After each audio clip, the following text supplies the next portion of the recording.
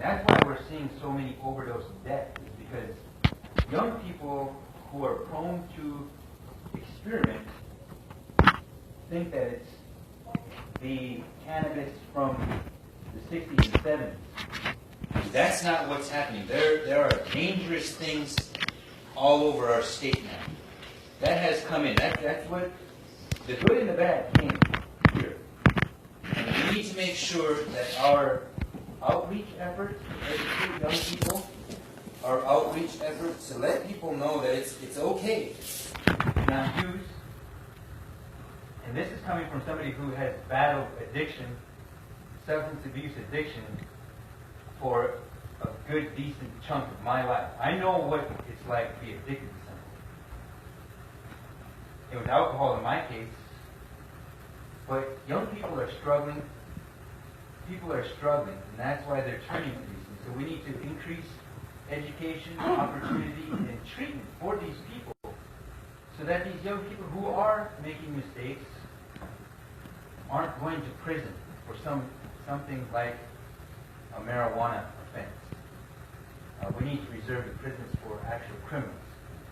And so that would be my answer, is to increase educational outreach and treatment initiatives. I have a question. Yes. Chase, I didn't know that you were a judge in Newtown, which you stated. Being that you were a judge, a good question, like going back to marijuana legalization. Do you think that mandatory minimums given to judges, is that something that you think that should be implemented, that should be kept? Or do you think that taking away the judge's power of discretion in looking at a case for case, which way do you prefer being a judge? Like, what would you prefer if you have to go back as a sitting judge? How would you like to see the laws changed? It's very hard. Mandatory minimums are a complex thing. I don't believe in them. I don't believe in them in a full endorsement. But they are good for some things, like very, very serious crimes and serious felons. But for things like addiction, for things like petty drug abuse, petty theft, curfew, what I dealt with a lot was young people who were struggling, who would steal the car from grandma, steal her wallet, write bad checks.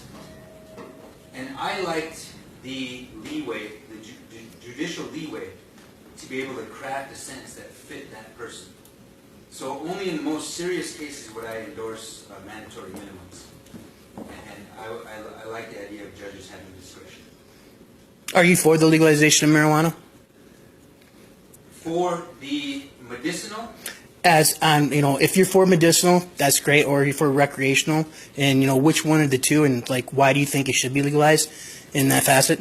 Yes, I am for medicinal use, and I'm glad that North Dakota voters are going to get their chance to legalize, because it's as far as constitutional rights go, it's none of my business. I've never had a sickness that called for cannabis treatment, and I hope I don't have one. But if somebody is seeking that treatment and they want to avail themselves of that, I am not against that. I don't think that's any of my business. Again, I'm more interested in industrial hemp and the things that it can do for North Dakota's bio industry. But again, I'm glad North Dakota voters are getting a chance. Thank you.